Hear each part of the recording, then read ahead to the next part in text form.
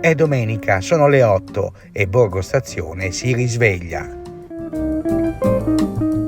Nei bar aperti la gente fa colazione e conversa affabilmente, mentre in via Roma i primi negozi cominciano ad aprire le saracinesche.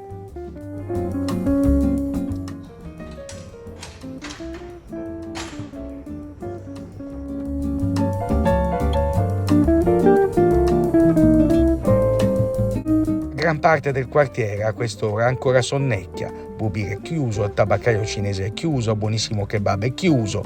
Per vedere la vita animarsi, insomma, bisogna attendere ancora un po'.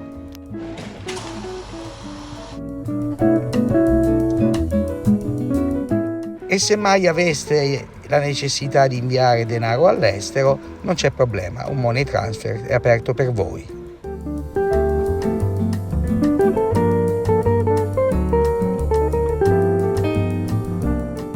Sì, sarà presto, però comunque la vita a quest'ora già si vede.